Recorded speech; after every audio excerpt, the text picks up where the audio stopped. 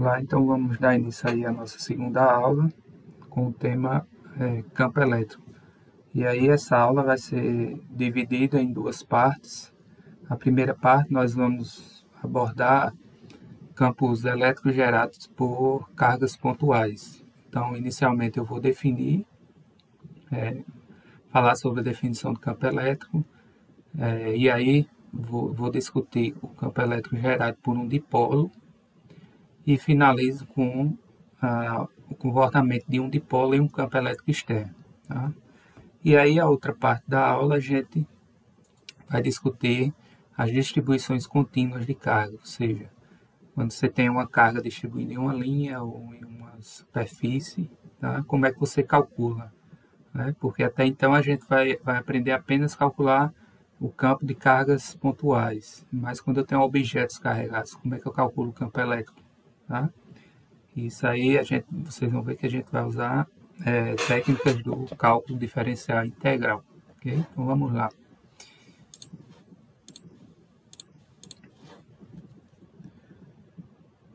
Então,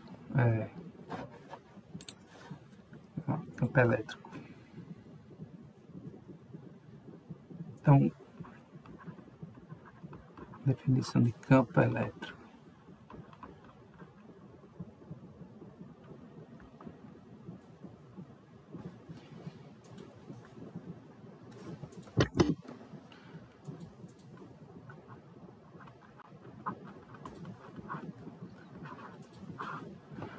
Tá? Vou colocar aqui definição.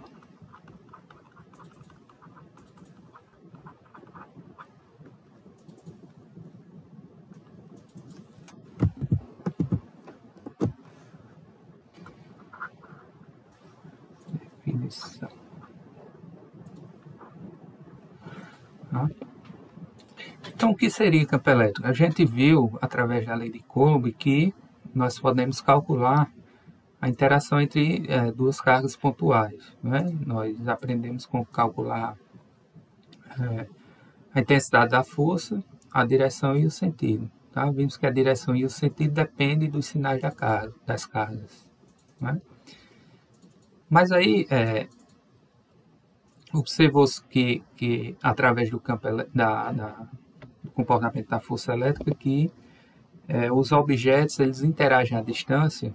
E aí sugeriu-se, por simplicidade, que, na verdade, esses campos, essas cargas, eles geravam campos ao redor delas. Tá? Então, se você tem um objeto carregado aqui, tá? Objeto carregado, ao seu redor, tá? Ele gera o que a gente chama, em cada ponto desse vai existir uma intensidade, uma direção e um sentido para uma quantidade que a gente chama de campo elétrico. Vou chamar de E. Tá? Campo elétrico. Tá? De maneira que se você colocar uma carga de prova, que eu vou chamar aqui, um Q0, carga de prova, ok? Esta carga ela vai interagir com o campo gerado por esse objeto carregado, e aí vai haver a ação de uma força. Tá? A gente calculou para duas cargas pontuais, utilizando a lei de Coulomb. Para esse caso aqui, um objeto em geral, nós não sabemos, né, a princípio. Tá? Vimos que se esse objeto for uma casca, a gente utiliza o teorema das cascas para calcular o campo elétrico, a força elétrica entre os dois objetos. Tá? E aí, o que seria o campo elétrico, tá? Gerado por esse objeto carregado? Seria simplesmente a definição, você dividir a força entre esses dois objetos, se você conhecer, por exemplo, você medir em laboratório, tá?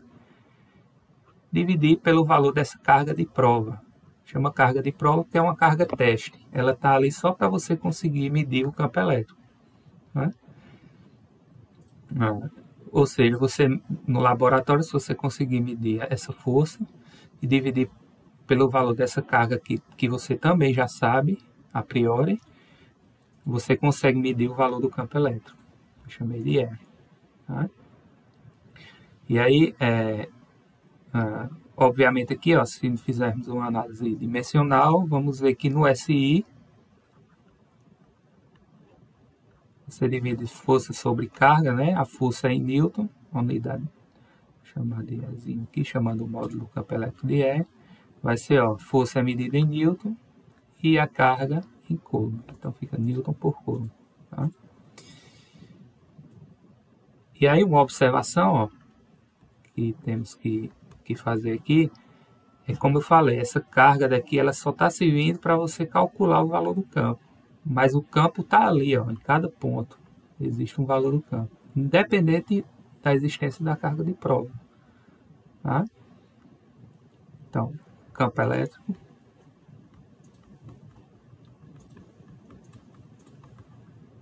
existe independentemente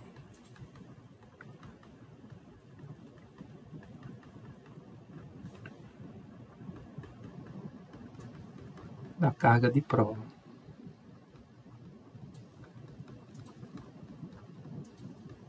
Tá?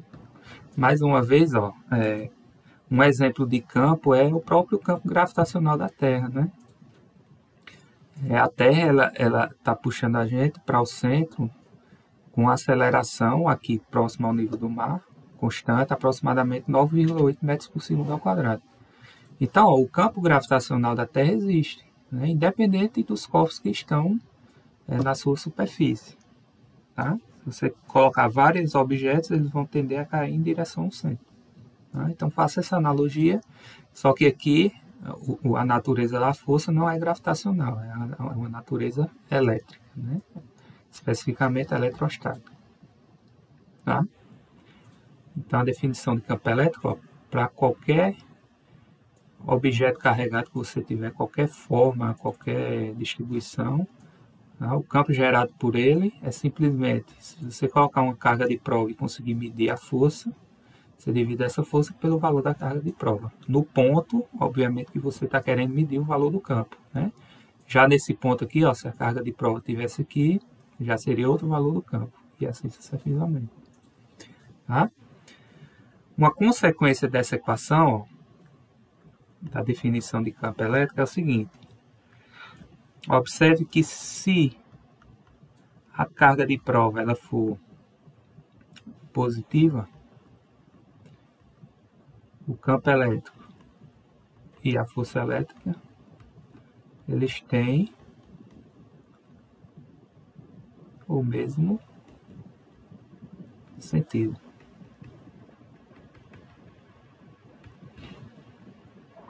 Concorda? Então, ó, por exemplo, se o campo, aqui eu tenho a carga de prova, né? Então, aqui, então aqui está o objeto carregado, tá? E aí a carga de prova, vou fazer ela de vermelhinho aqui, ó. Então, ó, se eu digo que ela é positiva, vou colocar um mais aqui, o que é que significa? Por exemplo, se o campo está apontando para aqui, ó, tá? A força também vai estar apontando para cá. A força. Por quê? Ó, vem daqui, ó, da definição. Tá? Isso aqui é uma equação vetorial. Eu tenho dois vetores aqui. Ó. Um vetor aqui e outro aqui. E o Q0 é um escalar. Então, se eu digo que esse escalar é positivo, eu estou multiplicando a quantidade positiva por um vetor. Então, o vetor resultante ele só vai ser maior ou menor que esse vetor aqui, em módulo. Tá? Mas a direção e o sentido dele não mudam. Então, por isso que o campo e a força eles têm o mesmo sentido. Tá? Agora,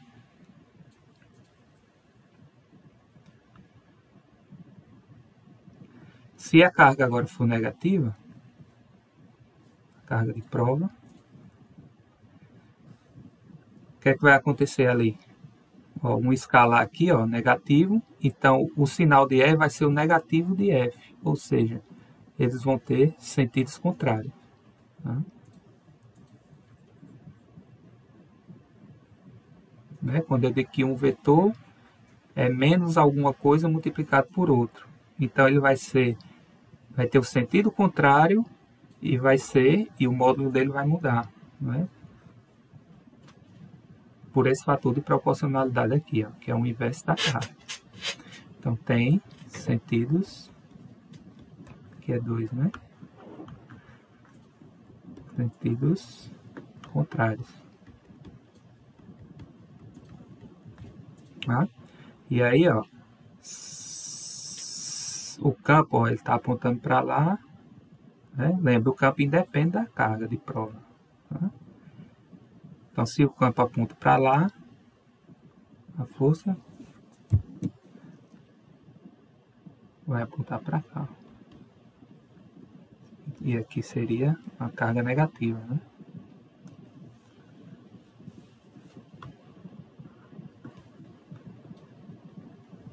Tá?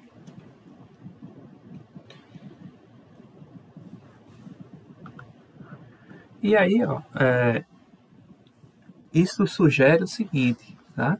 Se você olhar as duas situações, tá? Por exemplo, aqui, ó, se a carga é negativa, a carga de prova, então eles têm sentidos contrários. Olha, note que a força aqui, ó, está sendo de atração, né? A carga negativa ela está sendo atraída para cá. Então, sugere que esse objeto carregado está com que distribuição de carga? Positiva. Não é verdade? Se ele está sendo atraído. Então, ó, o objeto, quando ele é carregado positivamente, ó, olha o sentido do campo elétrico para onde está. É um campo de afastamento. Tá? Então, ó, vou colocar aqui como consequência. Então, um campo de afastamento. Na outra situação que a gente tinha, ó, o campo e a força tinham o mesmo sentido, se a carga era positiva. Tá? Mas aí, ó, se a carga fosse positiva e estivesse para lá, né, qual seria a consequência disso? Seria o quê? A mesma coisa. Né? O campo de afastamento e a força para lá. Tá? Se a carga fosse positiva. Tá? Então tá ok. Agora, por exemplo, se isso aqui fosse negativo. Se isso aqui fosse negativo. Tá? E eu colocasse aqui um Q0, né, positivo. Tá?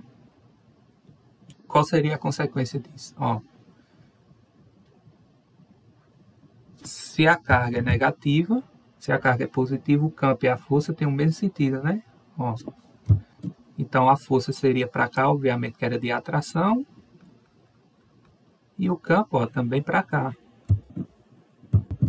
Né? E o campo seria para cá também. Está um pouquinho troncho aqui. E se essa carga fosse negativa, aqui, como nesse caso, o que é que aconteceria? Repulsão, né? A força seria para lá. Ó, e o campo e a força. Qual era a consequência disso? Se a carga fosse positiva, deixa eu apagar aqui que essa figurinha está um pouco confusa. Tá? Eu vou voltar aqui.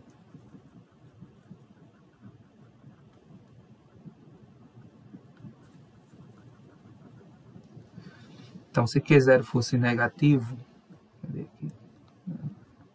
Q0 fosse negativo, o que é que aconteceria aqui? Ó, repulsão, né? Força para cá e o campo para cá.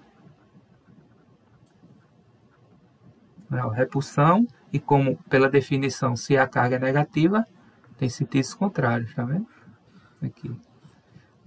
Portanto, ó, isso sugere o quê? Isso sugere, resumindo aqui, eu vou apagar.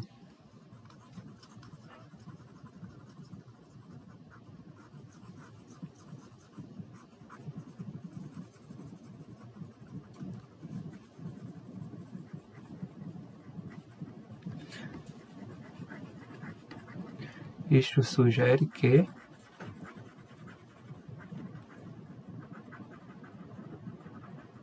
apaga aqui. A borracha é pequena.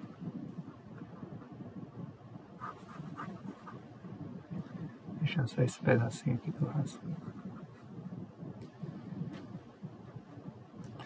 Isto sugere que um objeto que ele é carregado positivamente, ó, o campo elétrico sempre é um campo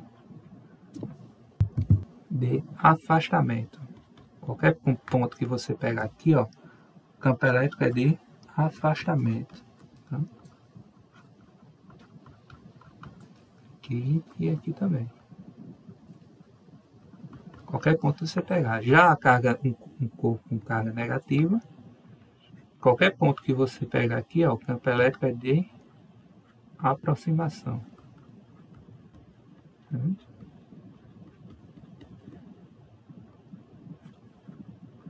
Tá? Ok, então a gente definiu de modo geral o campo elétrico.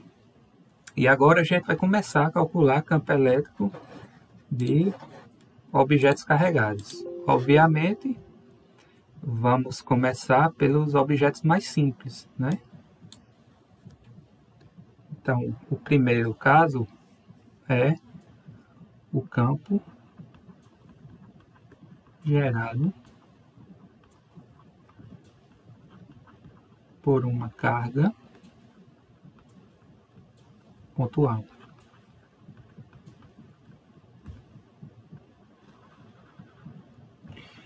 Tá? É o caso mais simples. Então, suponha que o meu objeto carregado lá, o que eu tinha, é uma própria carga. Eu vou chamar de Q1. Ou Q, né? Q é minúsculo. Tá? E aí, ó, eu quero saber o campo elétrico gerado por essa carga em um ponto P aqui. Vou fazer de outra cor. Um ponto P. Tá? E esse ponto P, ele está a uma distância R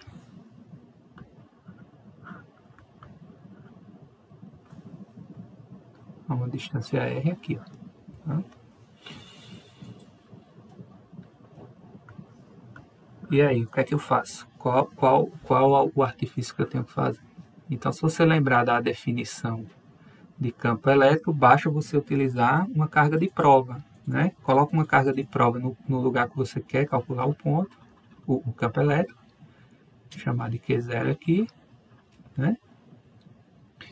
E aí, calcula a força nessa carga e divide pelo valor dela. Tá? A força nessa carga é devido à carga Q. Tá? E aí, ó, nesse caso aqui, qual é a força aqui? Tá? Qual é a força aqui? A gente calculou utilizando a lei de Coulomb, né? Então, a força, vou chamar aqui F, vai ser quem? K, ó, o valor de uma carga, o valor da carga de prova, dividido pela distância entre elas ao quadrado, numa direção que eu vou chamar de R chapéu. Tá? R chapéu é a direção que está aqui nessa linha, que une as cargas. Okay? E aí a força vai apontar para uma direção ou para outra, dependendo do sinal das cargas. Tá? Então não vou desenhar algum vetor aqui. Não. Tá? Por exemplo, você pode dizer que R chapéu está apontando para cá. Por exemplo, vou fazer de azul. Tá? R chapéu. Okay? Logo, o campo elétrico será o quê? Você simplesmente fazer ali para aproveitar espaço, né? Logo, o campo elétrico, no ponto que eu quero saber, no ponto P, vai ser quem? Você dividir a força pela carga de prova, né? Simplesmente isso. Ou seja, E vai ser quem? Se você chamar K de 1 sobre 4π ε0, como tem no livro do Halliday, por exemplo, né? Eu não sei se ele faz, não estou lembrado se ele faz com K, mas aí lembra que K é 1 sobre 4π ε0. Tá?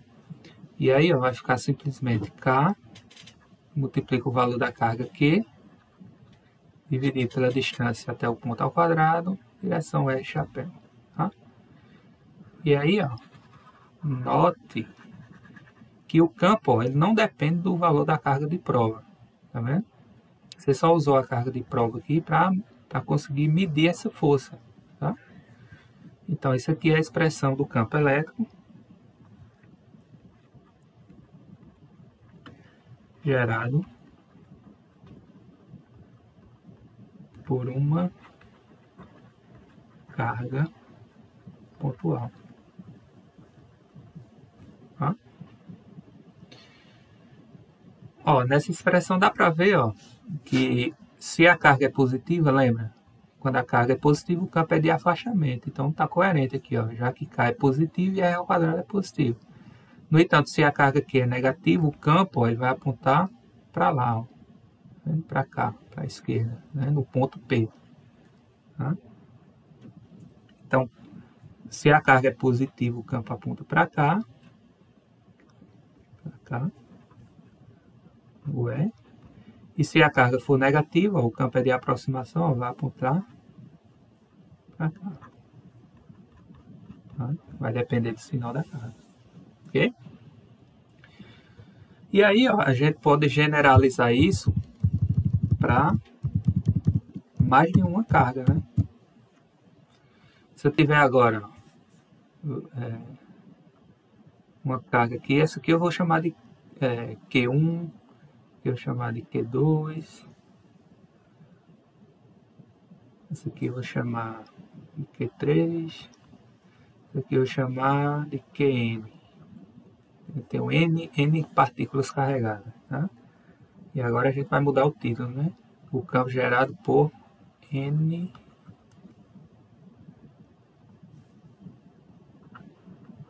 cargas pontuais.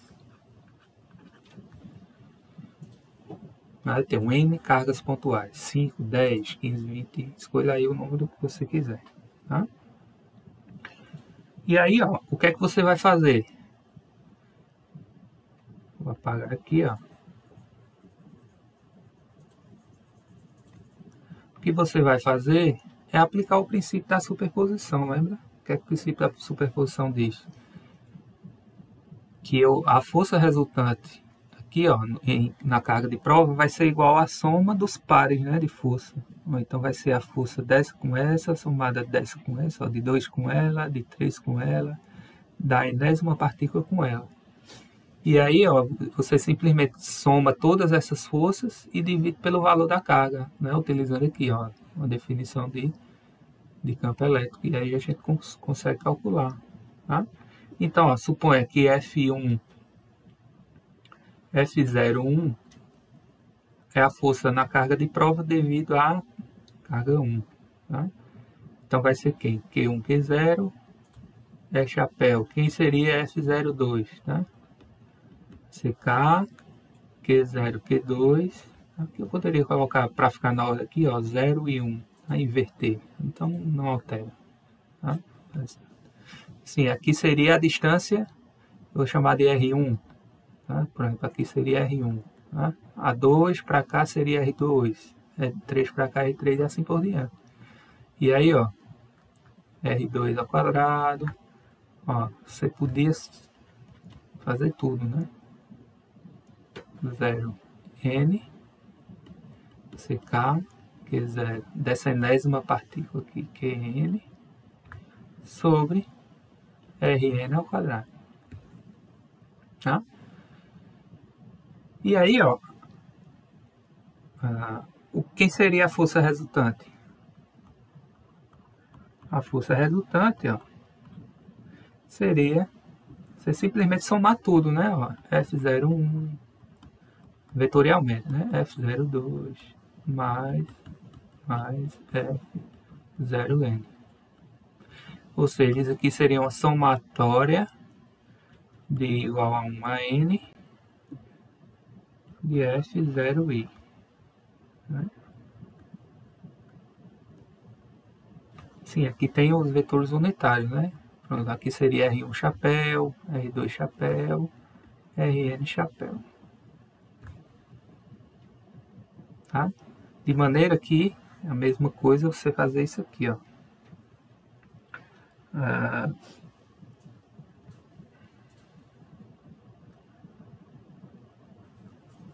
Vou abrir essa expressão, seria isso aqui, ó.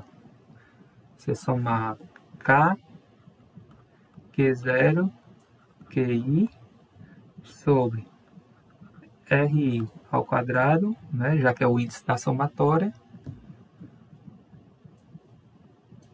RI chapéu. Tá? Agora sim, aí você vai para cá, ó. Logo, o campo vai ser a força dividido por Q0, só que aqui é a força resultante, né, de todas as partículas. Tá? Que eu vou apagar, porque o resultado vai mudar, ó.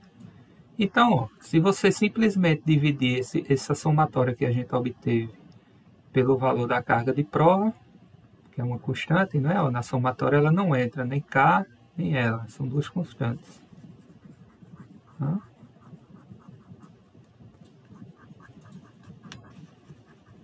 E aí,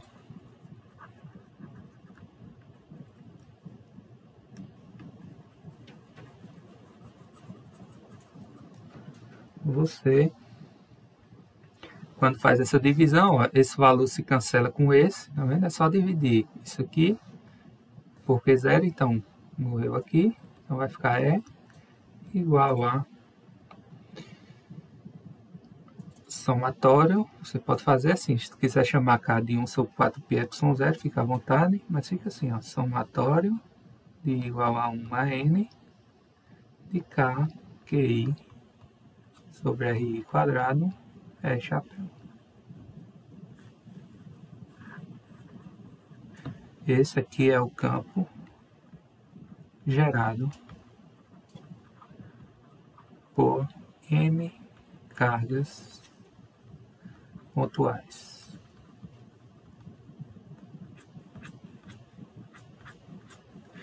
Okay?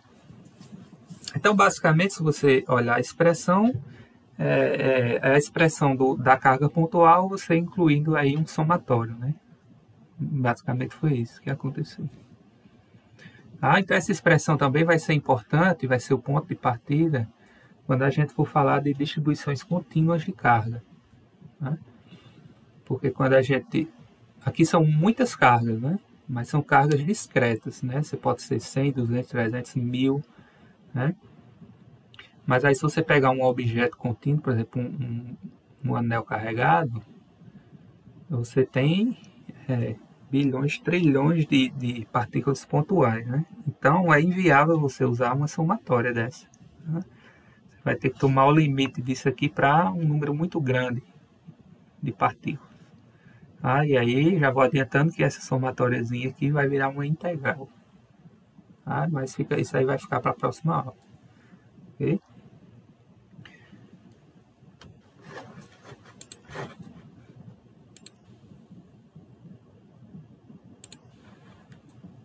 Então, vamos aqui para o próximo tópico, que é campo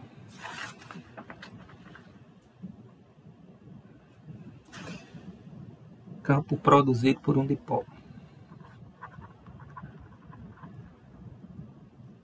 Campo elétrico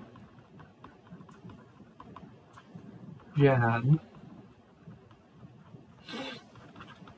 por um dipolo elétrico.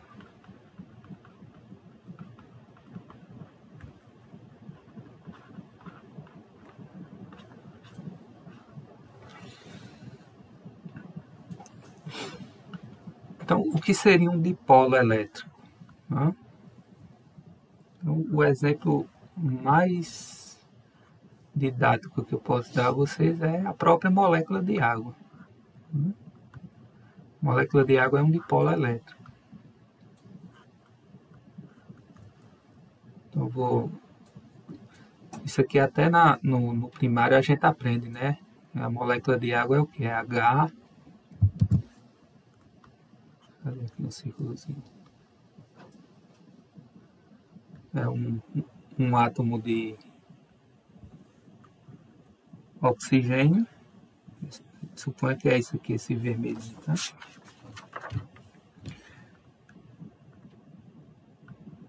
E o azulzinho eu vou fazer o de hidrogênio. Vou tentar fazer aqui.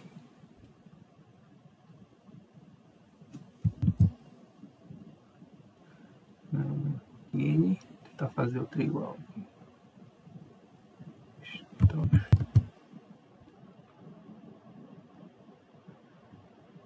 Ficar um pouquinho troncho, mas problema não. Ó. É o velho H2O, né?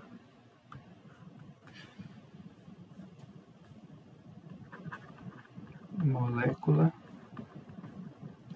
de água. H2O. Né? Então os azulzinhos são os dois hidrogênios, H e H, e o vermelho, o oxigênio. Ok? E aí, como a gente sabe, essa molécula ela tem uma inclinação, né? Se você pegar aqui o centro da molécula do átomo de oxigênio, você tem aqui, ó, deixa eu fazer de preto, em relação ao centro dessa e em relação ao centro dessa, tá? Você tem uma abertura aqui, ó, um ângulo de 105 graus. 105 graus. Tá? Isso aí eu acho que você já viu alguma vez na vida na disciplina de Química. Né? Então, ó, o hidrogênio ele tem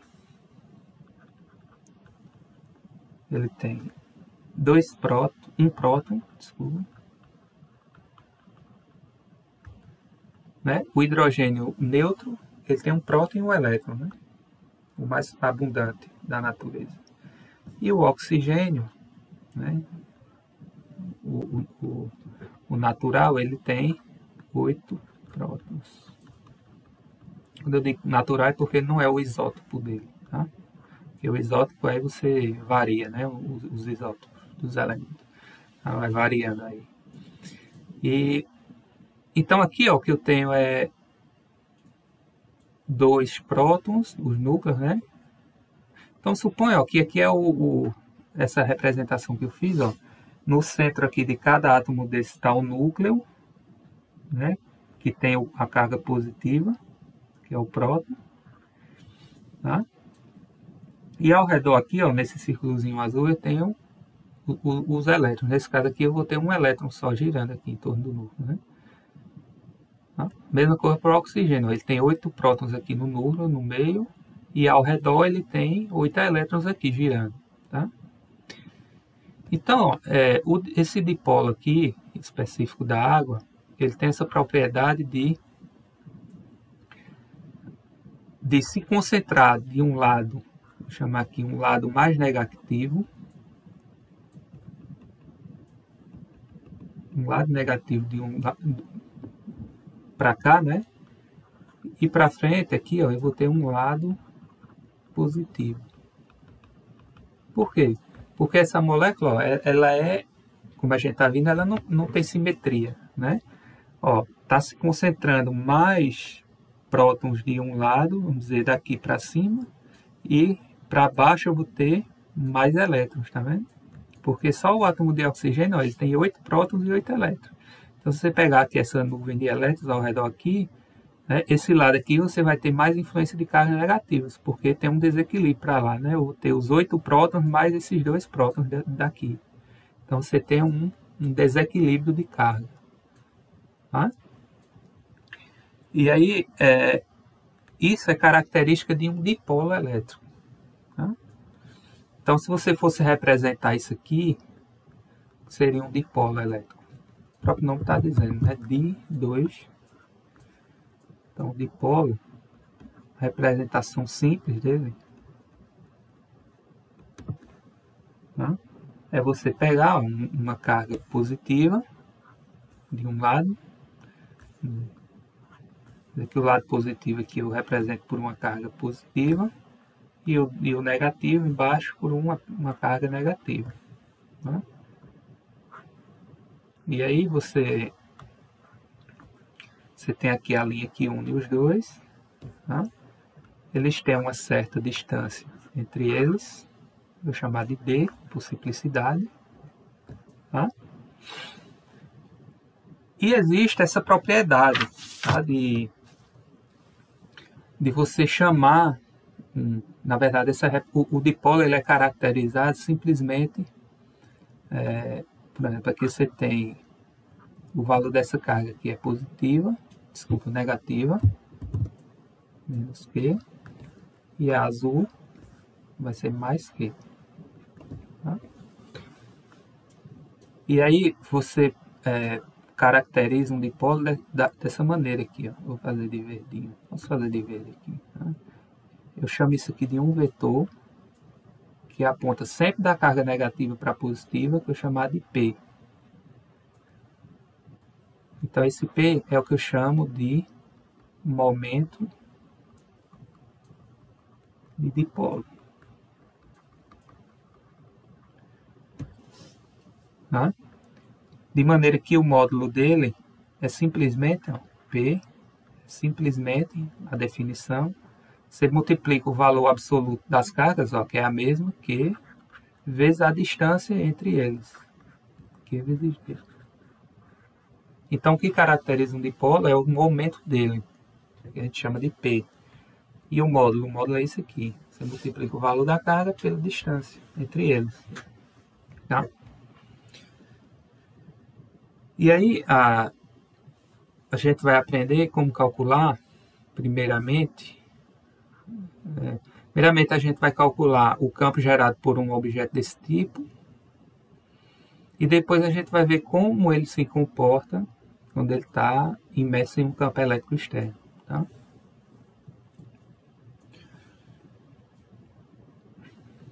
Então, vou gerar aqui outro...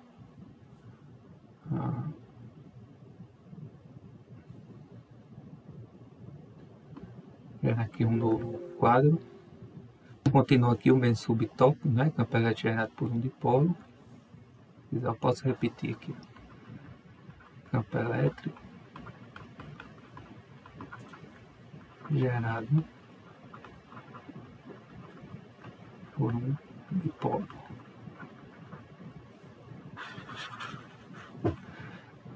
Então, o que é que a gente vai fazer?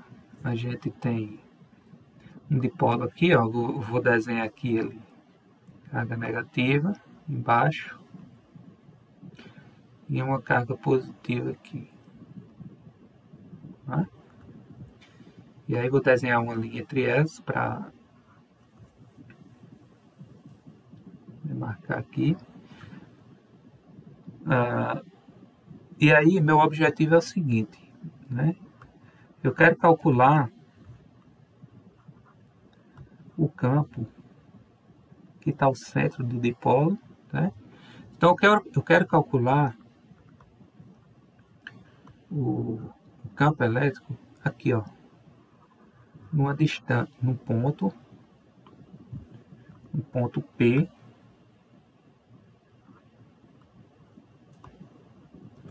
num ponto P,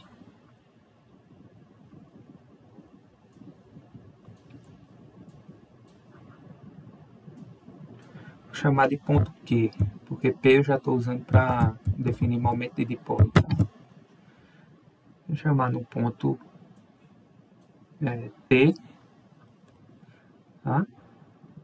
E esse ponto T está a uma distância Z do centro do dipolo. Então vou fazer aqui de um cinza.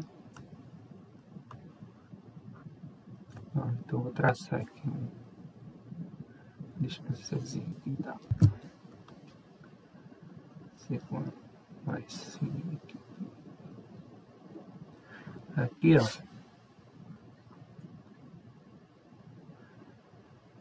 Tá essa distância aqui, ó.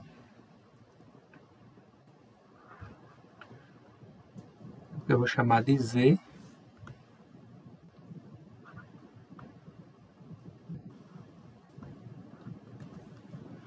Z, tá? Que é uma distância, um ponto qualquer, ao centro do meu dipolo. Tá? É isso que eu quero saber. Né? Essa carga aqui tem carga, como a gente sabe, menos Q, e essa aqui, mais Q.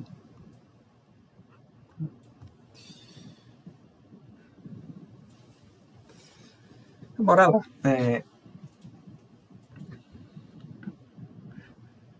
Aqui,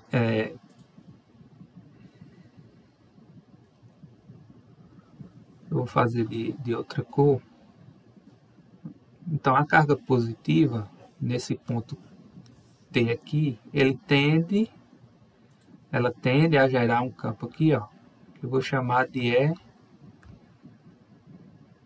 Deixa eu apagar aqui.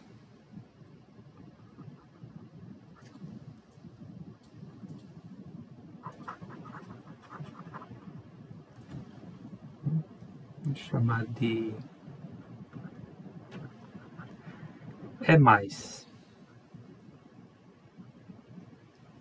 Ou seja, é o campo elétrico gerado pela partícula positiva do dipolo.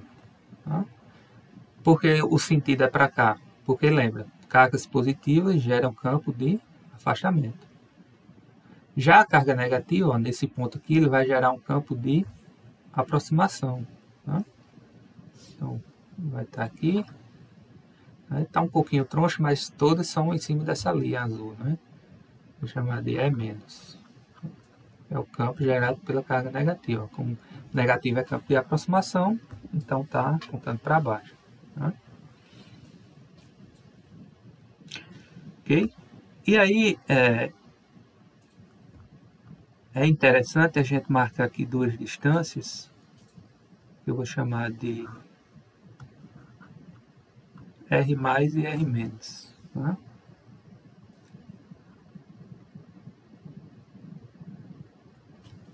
Vou fazer de outra cor aqui para não confundir com o vetor.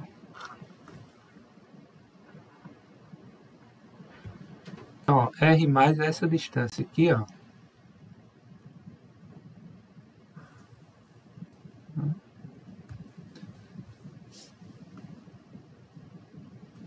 Eu vou fazer logo aqui R mais e R menos.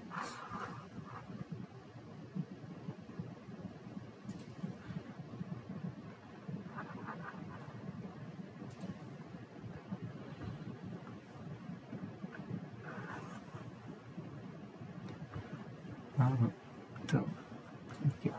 R mais é essa distância aqui, da partícula positiva até o ponto T. E R menos é a distância da partícula negativa ao ponto T. Tá? R menos. Ok? A gente sabe que o dipolo ele é caracterizado por, eu acabei de definir, não é? O momento dipolo, pelas cargas e pela distância entre elas. Tá? Eu chamei de D. Então a distância entre elas aqui, posso fazer aqui de preto para destacar. Essa distânciazinha aqui, ó.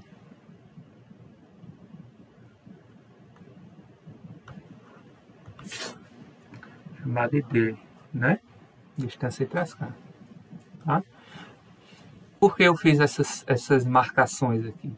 Porque quando a gente for calcular o campo no ponto T, em módulo, o que é que a gente vai ter em módulo? O campo, se eu chamar de E aqui, o módulo dele no ponto T, vai ser quem? Ó, lembra, quando eu estou tratando aqui agora do módulo, vai ser o campo, o módulo do campo gerado pela carga positiva, né? O módulo, então, um vetor menos o campo gerado pela carga negativa. né? Subtração de vetores aqui, né? Um vetor menos o outro, né? É o vetor resultante. Tá?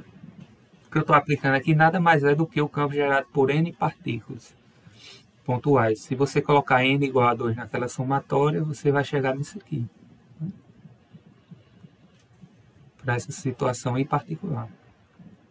Então vai ser simplesmente quem? Aqui. Vai ser simplesmente...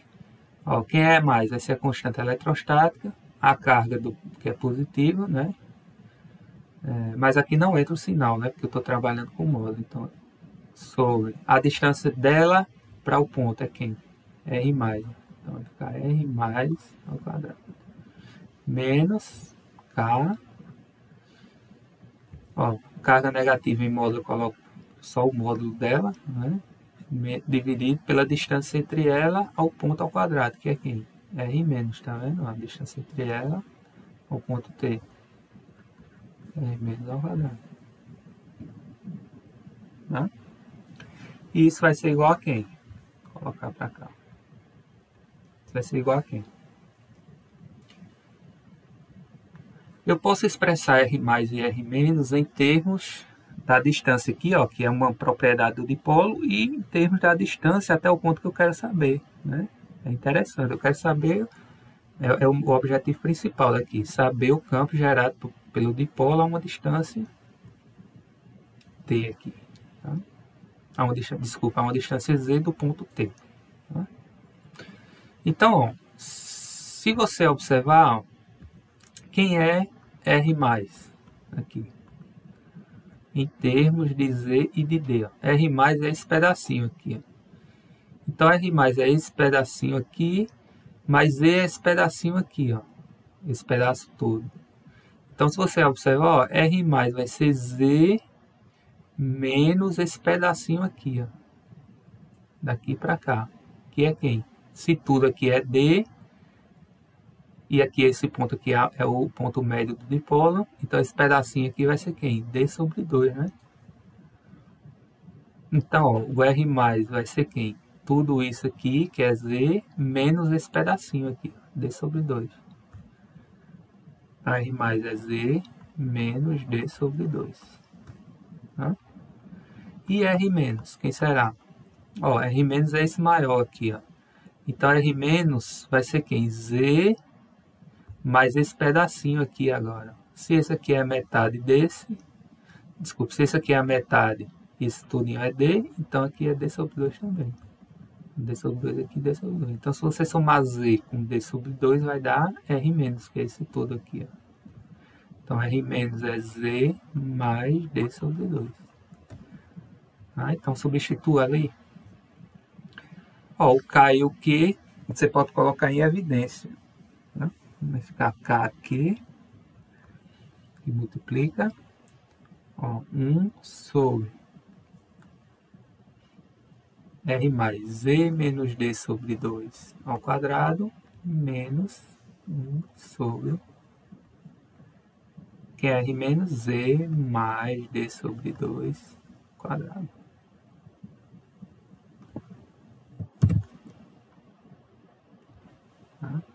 Tá um colchete aqui, né? Agora eu vou fazer o seguinte, eu vou tirar Z aqui, ó, desses dois termos. Tá? Eu posso fazer isso assim, ó. Eu posso colocar Z em evidência, vai ficar como aqui?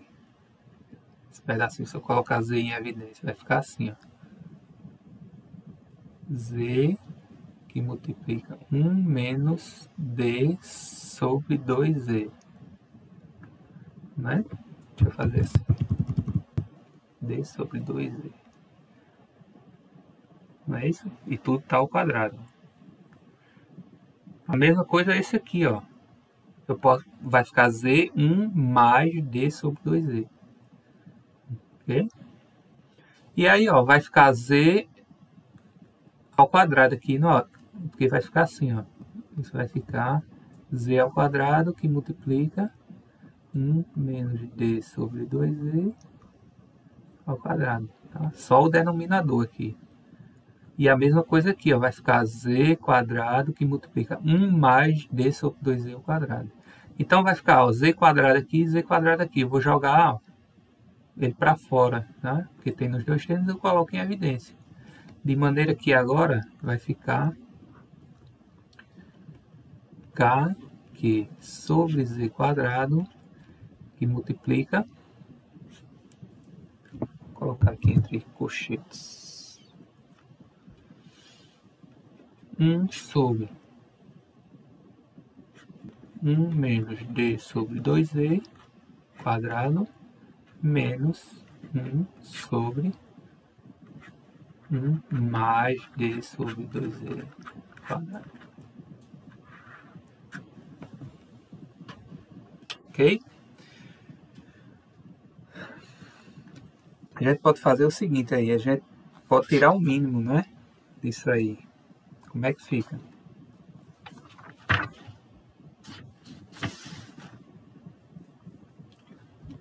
Se eu tirar o mínimo disso aí, vai ficar assim, ó. Igual a k sobre z quadrado multiplica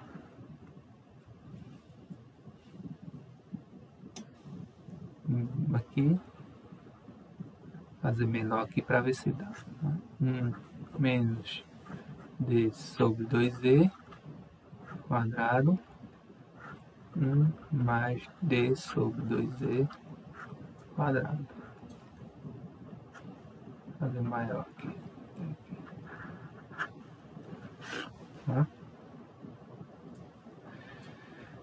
Ok? Esse é o mínimo. Então, ó, se você multiplicar esse, dividir, né? Esse termo todo por esse, vai sobrar quem? O positivo. Tá? Vai sobrar esse aqui. E aí eu posso abrir logo ó, esse produto notável, que vai ficar 1 mais d sobre z, né? Porque fica 1 ao quadrado mais 2 vezes esse mais esse ao quadrado, né? Vai ficar 1 ao quadrado 1 mais 2 vezes d sobre 2z, 2 com 2 morre, fica só d sobre z, mais o outro é d quadrado, ó, leva ao quadrado tudo, né? D quadrado sobre 4z quadrado. Okay? Aí agora vamos pegar todo esse termo aqui com esse, vai sobrar só o negativo, né? Ao quadrado. Então fica assim, menos, não, menos daqui, todo ele ao quadrado. Então já vou abrir aqui, fica 1 menos d sobre z, né? Mais d quadrado sobre 4z quadrado. Tá? E aí, se você observar, ó, eu posso cortar esse 1 com esse 1, tá vendo? Esse menos aqui quando multiplicar todo mundo. O que mais? Esse termo aqui, ó, com esse, né? Porque aqui vai ficar menos, não é isso? Quando eu multiplicar. Então vai sobrar só esse e esse aqui de cima, ó. Na verdade, esse termo é igual a esse, só que aqui vai ficar menos com menos mais. Então vai ficar 2d sobre z. Tá? De maneira que eu vou voltar aqui para cima. Vou voltar aqui.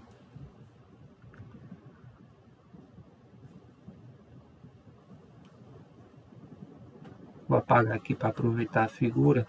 Não quero apagar essa figura.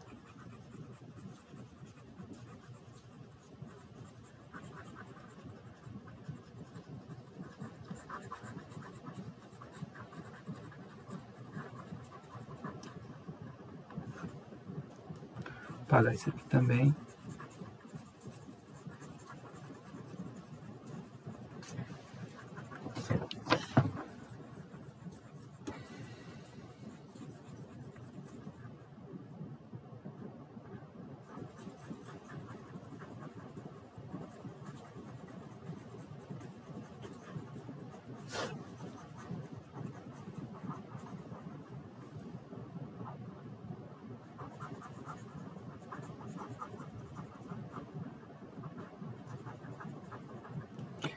Vou vir daqui para cá. Vou puxar uma setinha aqui.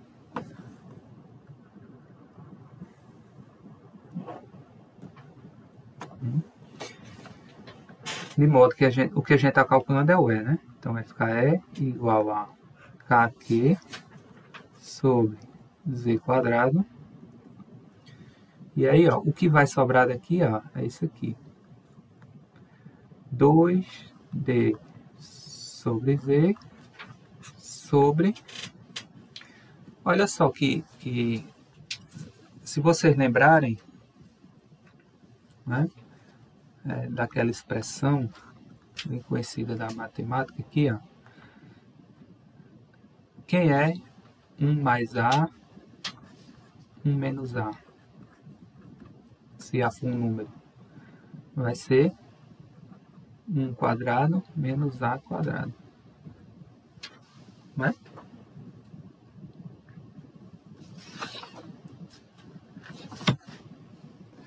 Ou eu posso fazer isso aqui geral, né? A quadrado menos, desculpa, aqui.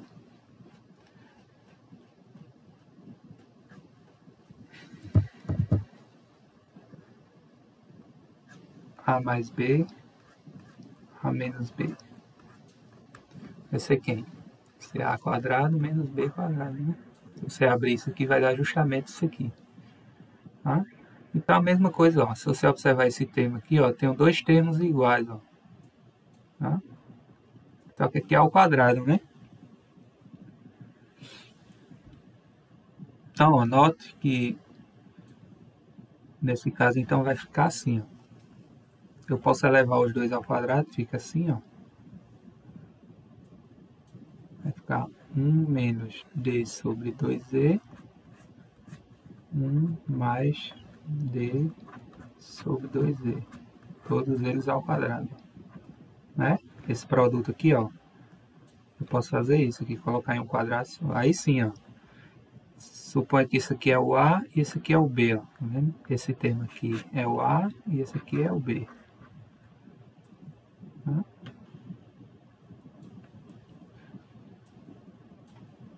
Então vai ficar simplesmente o quê?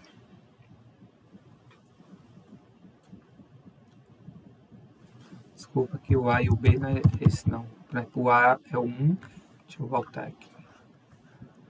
Suponha que isso aqui é o A, esse aqui é o B. Né?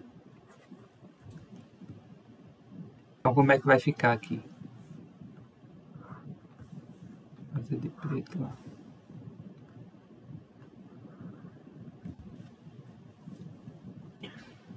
Aqui entre parênteses ao quadrado, né? Então vai ficar 1 menos ele ao quadrado, né? D quadrado sobre 4Z quadrado. Não é? Que eu elevo ao quadrado. Não é isso? Bom, se isso aqui é AB, vai ficar A ao quadrado, que é 1 quadrado, menos B quadrado. É isso. Tá? Porque B é negativo, né? Negativo ao quadrado, fica menos, menos, mais, e o menos já é daqui. Ok?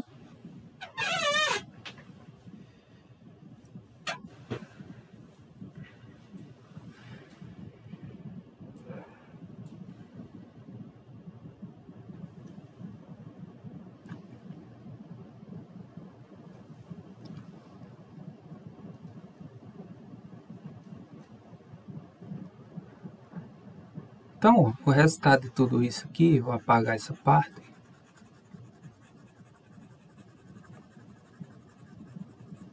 Tá?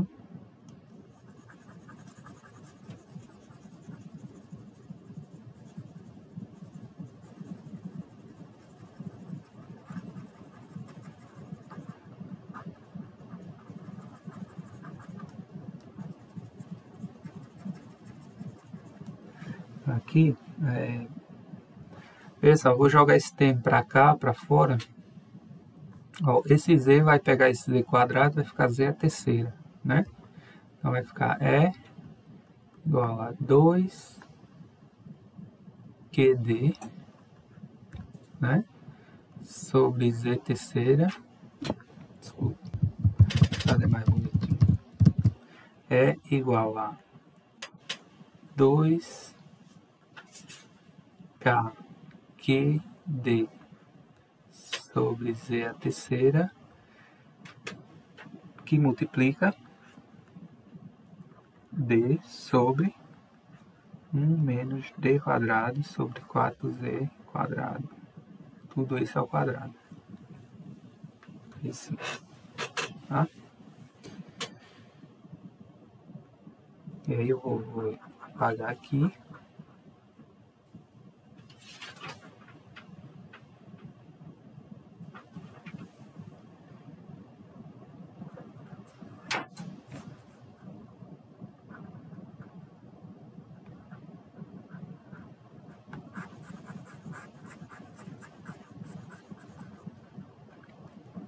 Embaixo é pequeno.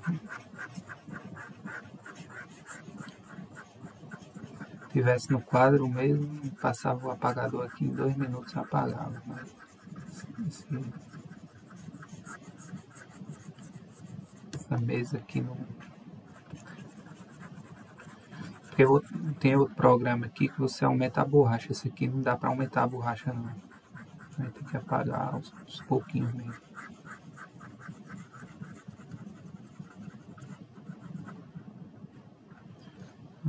Okay, então bora lá. Não está apagado aqui. E aí o seguinte, lembra que o dipolo, ele é, nesse caso aqui a gente usou uma molécula de água, né, como exemplo. E aí, por exemplo, se eu quiser calcular o campo elétrico de uma molécula de água a uma distância de 10 centímetros dela. Então, 10 centímetros pode parecer perto, mas em relação à dimensão da molécula de água é uma distância enorme. Tá?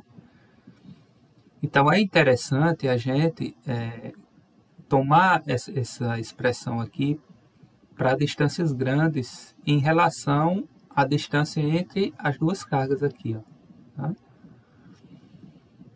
Então é interessante a gente fazer Z muito maior que a distância entre as cargas do dipolo aqui. Porque, como eu disse, na prática, se esse Z, por exemplo, for 10 centímetros, né, essa distância aqui entre as duas partículas, as duas partículas do dipolo, né, é da ordem de quê? De nanômetros, né? E aí de micrômetros, enfim. Tá? Então, é interessante a gente expandir, na verdade, tomar uma aproximação para essa expressão para distâncias grandes, tá? Então, para Z muito maior do que D, ou seja, grandes distâncias,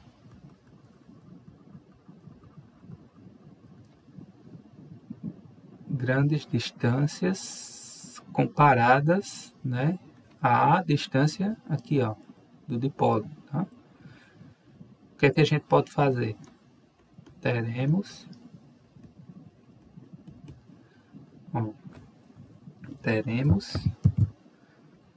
olhe para essa expressão aqui, ó, e olhe para esse termo aqui do denominador, né? Especialmente esse segundo termo aqui, ó. Se a distância Z é muito maior que a distância D, esse denominador aqui, ó, tende a ser muito grande em relação ao numerador. Tá? E aí, quando isso acontece, eu divido um número por um número muito maior do que ele, a tendência é que o resultado disso aqui tenda a zero. Tá? Então, ou em outras palavras, né? Eu estou comparando aqui com a unidade. Tá? Então, para grandes distâncias, Z muito maior que D, esse termo aqui, ó, D quadrado sobre 4Z quadrado, é muito menor do que 1, do que a unidade que está aqui. Okay? E aí eu posso desprezar esse termo em relação à unidade. Tá? Isso aqui nada mais é do que você expandir esse termo aqui em série de Taylor, se vocês lembrarem lá do cálculo. Tá? E aí, acredito que quando a gente estiver falando de de distribuições contínuas, eu vou voltar a discutir um pouco isso também. Tá? A gente vai discutir mais um pouco. Tá? Então, se isso aqui é muito menor que a unidade, eu posso desprezar esse termo em relação a 1. Tá? Logo, se eu desprezar esse termo aqui, ó, esse termo aqui morre, tá? Morreu, o 1 vai ficar D sobre 1D. Tá? Então vai ficar assim, ó, é igual a 2kqd² sobre z a terceira. Aí se você quiser chamar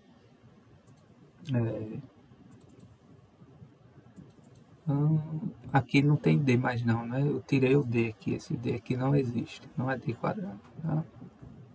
Aqui é 1, errado. Eu já tirei ele daqui, não ia ficar D quadrado. E aí, ó, se você chamar K de 1 sobre 4π epsilon 0, vai simplificar com 2 aqui, ó, né? Vai ficar E igual a 1 sobre 2π epsilon 0. Q vezes D, lembra, quem é Q vezes D? É a definição do momento do dipolo, P, o módulo, né? Vai ficar P sobre Z terceira.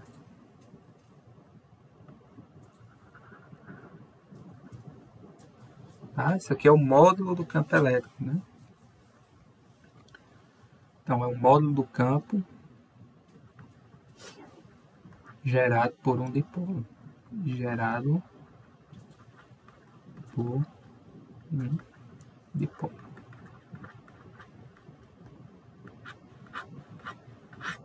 Sendo P o momento de dipolo e Z a distância do centro aqui, ó, do ponto médio aqui do dipolo em relação ao ponto que eu estou querendo medir o campo. Tá? E aqui essa constante. 1 sobre 2π epsilon 0. Ok? Então, toda vez que eu quero calcular um campo gerado por um dipolo, eu estou supondo que esse dipolo é bem pequeno, como uma molécula de água, que as distâncias que eu estou medindo são bem maiores em relação à distância entre as duas cargas pontuais. Ok?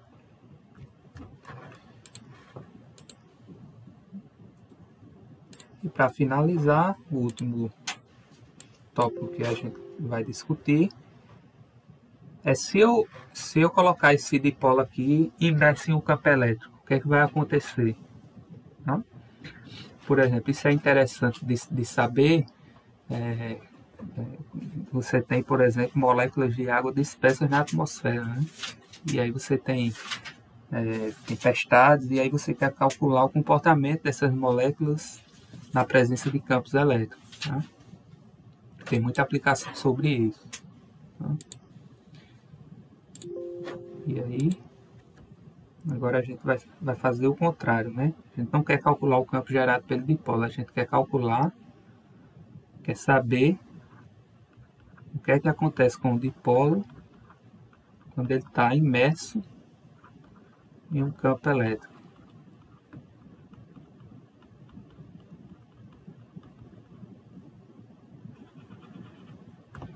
Dipolo em um campo elétrico. Aí aqui eu vou, para simplificar, vou desenhar um campo elétrico uniforme. O que seria um campo elétrico uniforme? Seria qualquer ponto que você tomar, o campo elétrico ele vai ter o mesmo valor, né? De magnitude, de direção e sentido. Então eu estou desenhando aqui o que eu chamo de linhas de campo elétrico, mas a gente vai entender o que são mais essas linhas quando a gente estiver falando de lei de Gauss. Tá? Então suponha que isso aqui é um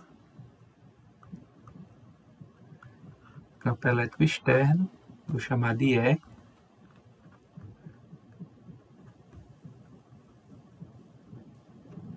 Chamar de E. E aí eu faço o seguinte, eu vou colocar um dipolo aqui nesse campo, imergir nesse campo elétrico.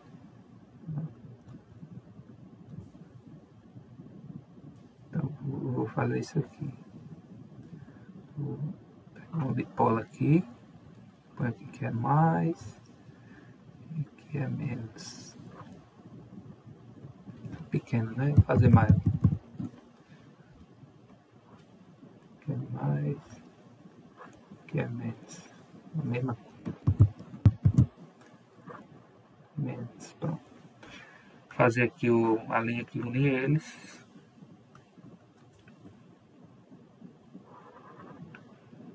Tá? Obviamente, o momento de dipolo, para onde é que ele aponta? Sempre da carga. Eu fiz o contrário aqui, eu vou fazer a negativa embaixo, para seguir meu esquema aqui que eu fiz. Tá? Vou fazer a negativa aqui, tanto faz, e a positiva aqui, para seguir aqui minhas notas. E aí, ó, o momento de dipolo, ele sempre aponta da carga negativa para positiva. Tá? O meu P. Ok?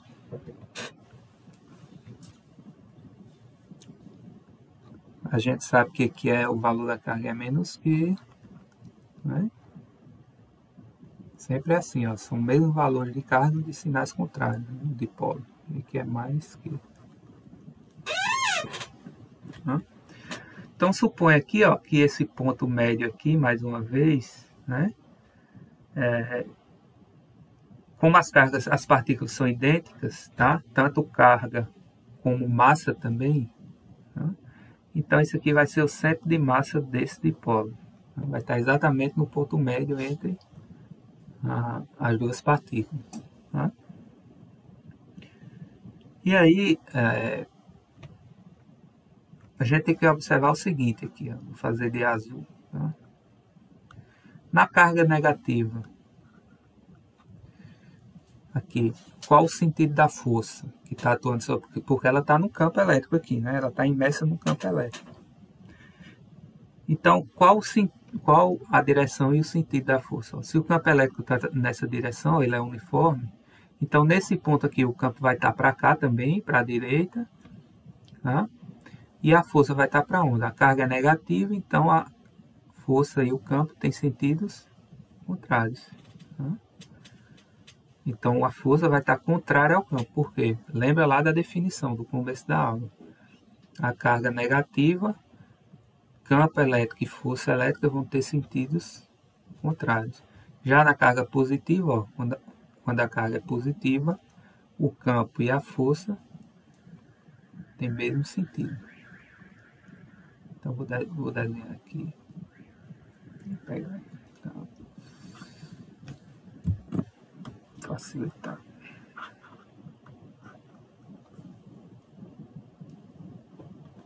Então vou apagar aqui. Escrever aqui mais, vou escrever desse lado aqui. Aqui é mais Q. E aí, aqui ó, a força vai estar para cá.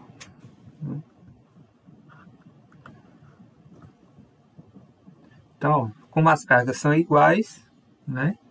E o campo é o mesmo para as duas, ó, o campo elétrico é uniforme. Então as forças aqui ó, vão ser iguais em módulos, mas em sentidos contrários. Aqui vai ser menos F e aqui vai ser mais F. Eu posso colocar só F mesmo, tanto faz. Tá? E outra coisa importante aqui é você saber essa inclinação aqui, ó, do centro de massa em relação na verdade aqui, do momento de dipolo em relação ao campo elétrico, tá? Eu vou chamar aqui, fazer o centro de massa aqui mais embaixo, né? Fazer ali um nomezinho, fica melhor.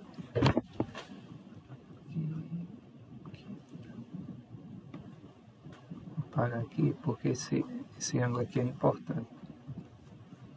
Fazer de preto.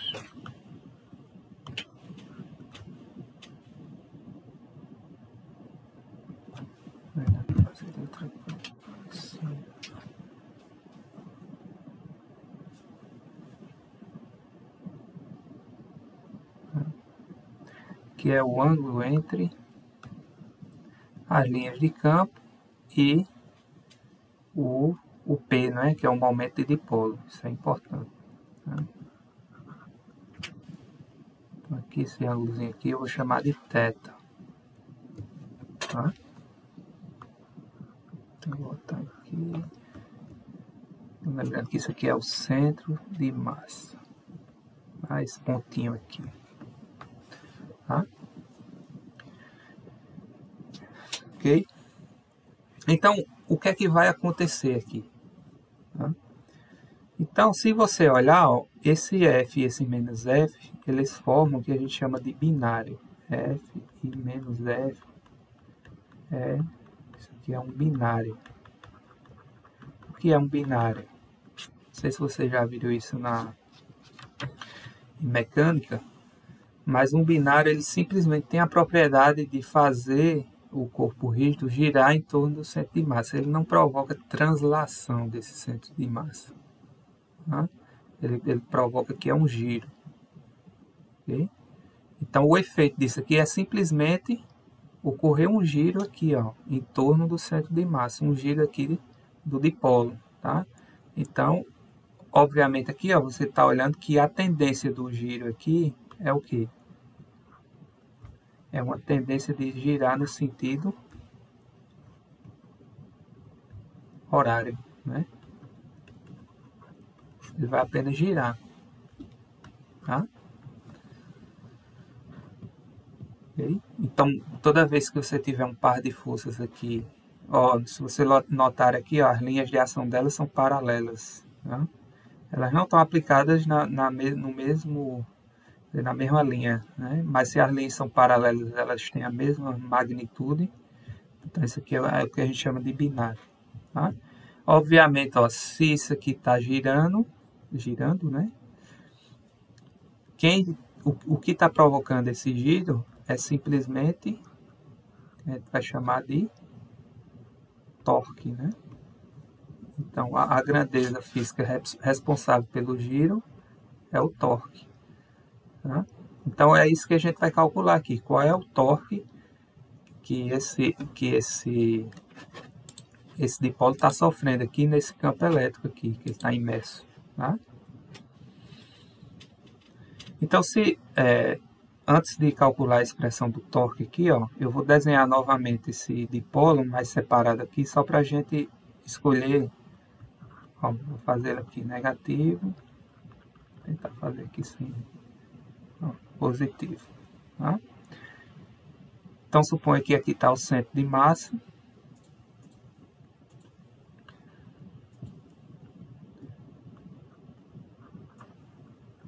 Eu falei aqui no início que o centro de massa estava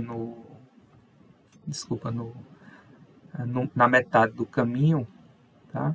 Mas, na verdade, em geral, não necessariamente ela vai estar no meio. A gente pode ter um corpo mais massivo aqui, por exemplo, e um corpo menos massivo. Né? Se o corpo carregado, se a partícula negativa for mais massiva, então a tendência do centro de massa é ficar mais perto dela, né? Por exemplo, aqui. Tá? Então, elas podem ter o mesmo valor de carga, menos Q mais Q. No entanto, a massa deles pode ser diferente. Tá? Por exemplo, a gente viu na molécula de água, né? A gente tem um desequilíbrio de cargas, mas as massas são diferentes, né? O oxigênio ele tem 8 prótons, enquanto o hidrogênio tem 2. Então, o centro de massa não necessariamente está no meio, né? No meio do caminho. Tá? Então, se tudo é D, ó, lembra que tudo é D. Então, se eu chamar isso aqui de X, isso aqui vai ser quem? D menos X. Tá? Isso vai ser importante. Tá? Tudo vale D, né? Lembra? É a distância entre as duas cargas. Tá? Então, eu vou pegar só o módulo do torque. Eu não vou fazer a representação vetorial dele agora. No final, eu vou generalizar. Tá? Então, quem seria o módulo do torque? Tá? O módulo do torque. Na verdade, se eu fosse calcular o torque mesmo, seria o quê? Lá em mecânica, vocês aprenderam que quando a força tende a girar o torque no sentido anti-horário, o torque é positivo. E no sentido horário, o torque é negativo. Né? Então, ó, note aqui. Quem seria o torque gerado aqui por essa força? Né? Para tender a fazer girar aqui. Ó. Esse θ aqui, ó, se você puxar para cá, vai ser um θzinho aqui também, né? Em relação a essa linha.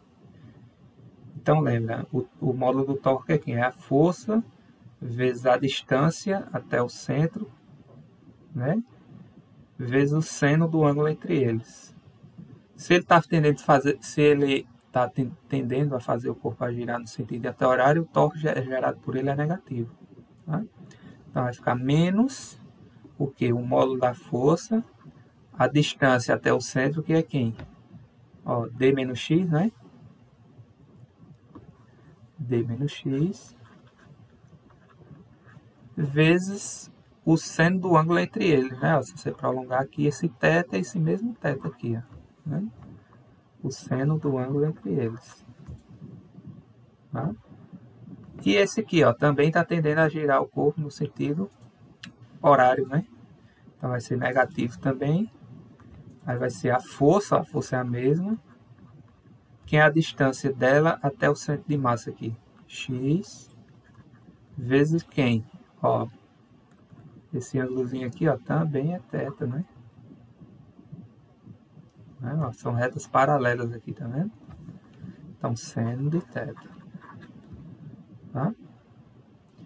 De maneira que, ó, não quero só o módulo do torque, né? Não estou querendo saber o sinal. Então, aqui vai ser...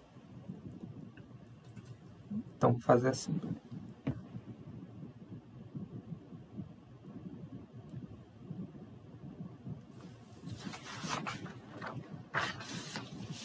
Então, vai ser assim. O módulo do torque. Você tira o módulo disso tudo, né? Então, vai ser F D menos X seno θ mais, desculpa, Fx seno θ. Ó, se você distribuir aqui, ó, multiplicar F por D seno θ, Fx seno θ, ó, vai ficar menos Fx seno θ. Então, você pode simplesmente, ó, cortar isso aqui, né? Quando você abrir, vai cancelar esse termo com esse aqui. Tá? De maneira que eu chamar de módulo do torque vai ser F de seno θ. Mas se você lembrar, ó, F é quem? Quanto tempo falta aqui para terminar? Tem 7 minutos aí. Então, F é quem? Se você lembrar, F, se você quiser colocar em termos do campo elétrico, ó, vai ser quem? Vai ser a carga de prova, né, que está imersa aqui, vezes, as cargas são as mesmas, né, vezes o módulo do campo, né? Ok? Então, vai ficar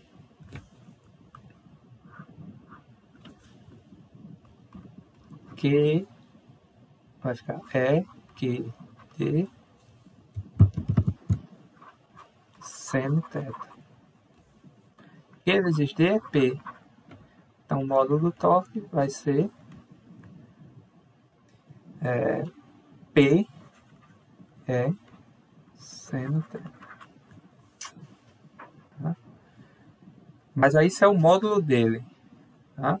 Se vocês observarem aqui, ó, isso aqui vem da definição do produto vetorial.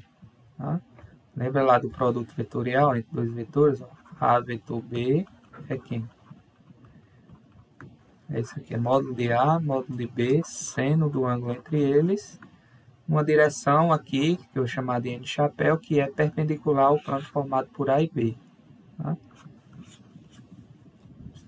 Então, isso é simplesmente o módulo do vetor resultante do produto vetorial de quem? Ó, isso aqui é A e B, aqui vai ser P e E. Ou seja, portanto, o vetor agora torque vai ser quem? Vai ser P vetor E.